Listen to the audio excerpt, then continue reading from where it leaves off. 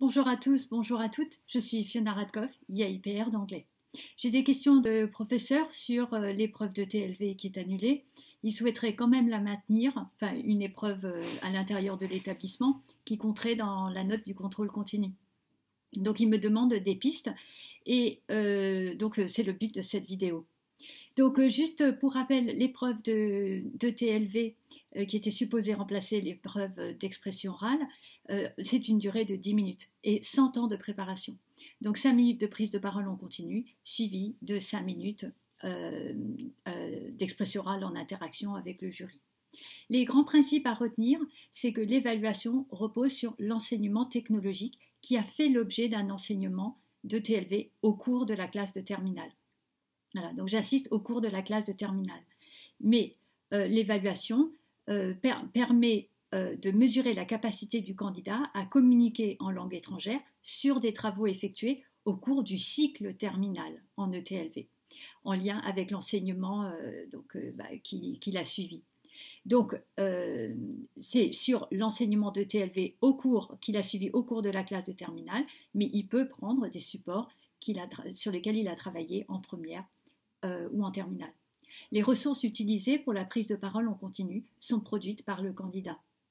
Et les examinateurs conduisent une évaluation conjointe à partir de la fiche d'évaluation et de notation, qui est la fiche d'expression orale, comme pour tous les élèves en langue. Le candidat s'appuie sur un support qu'il a réalisé lui-même. Et il est souhaitable que ce support ne comporte pas plus de 3 pages ou 3 diapositives.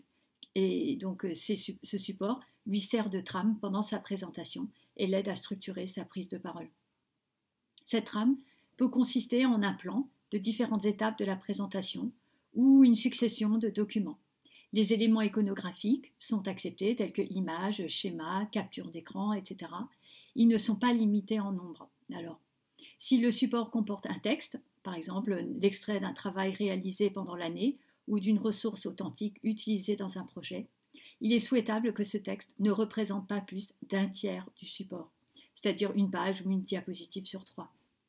Le support ne doit pas constituer une présentation rédigée spécifiquement pour l'épreuve orale, ni comporter des éléments de présentation eux aussi rédigés spécifiquement pour l'épreuve. Le candidat n'est pas autorisé à lire un texte rédigé. Le support peut être présenté au jury en version papier ou sous forme de diaporama qui est alors projeté sur l'écran, soit avec une tablette ou un ordinateur ou un vidéoprojecteur. Mais une copie papier devra être prévue pour le jury, en particulier pour favoriser l'interaction dans la phase d'entretien. Et puis, on ne sait jamais s'il y a un problème avec un ordinateur, que le candidat ait quand même un support papier. Le support, je précise, n'est pas évalué. Seule la présentation orale et l'entretien qui lui fait suite sont pris en compte pour l'évaluation. Voilà, donc le déroulement de l'épreuve, eh bien, les élèves présentent un travail effectué en ETLV pendant le cycle terminal.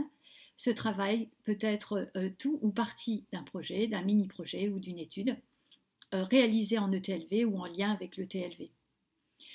Une précision, l'évaluation s'appuie sur les différents contextes des enseignements technologiques ou scientifiques du cycle terminal de la voie technologique. Une organisation, une entreprise, une administration, une association en STMG. Selon le travail qu'il choisit de présenter, l'élève peut décider pour la prise de parole en continu d'en passer en revue les différentes étapes, de retracer le raisonnement ou la démarche adoptée, d'évaluer le résultat obtenu ou les progrès effectués en matière d'apprentissage, y compris sur le plan interculturel.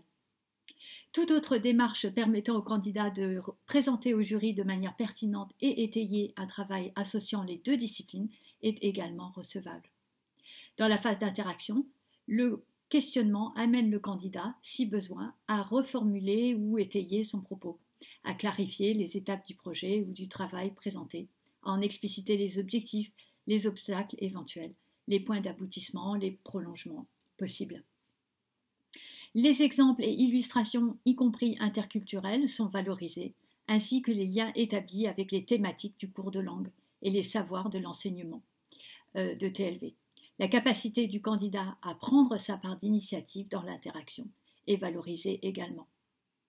Donc, pour conclure, Sur le plan pratique, le jury est composé de 2 enseignants en général, donc cette année ce ne sera pas le cas, mais si vous souhaitez faire un oral, le jury est composé de 2 enseignants, l'un pour l'enseignement technologique choisi et l'autre pour la langue vivante.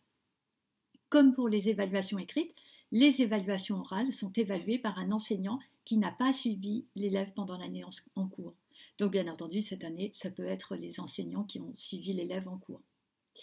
Les points de vigilance sur lesquels vous pouvez travailler avec les élèves, eh bien, à la fois, c'est une prise de parole en continu et une interaction. Les supports des candidats, attention à les entraîner pour qu'ils ne lisent pas leurs notes. Et puis, veillez à ce que ce ne soit pas trop du par cœur, même si le par cœur semble inévitable, parce que même un élève très sérieux, eh bien, il veut bien préparer son oral. Et puis, bien entendu, entraîner à une prise de parole dans le temps qui est imparti. Voilà, quelques précisions, une vidéo un peu plus longue, mais pour aider les professeurs de TLV qui sont nombreux à se poser des questions. Et puis voilà, j'espère que ça vous aidera. Je vous souhaite à tous et à toutes une excellente continuation. Au revoir.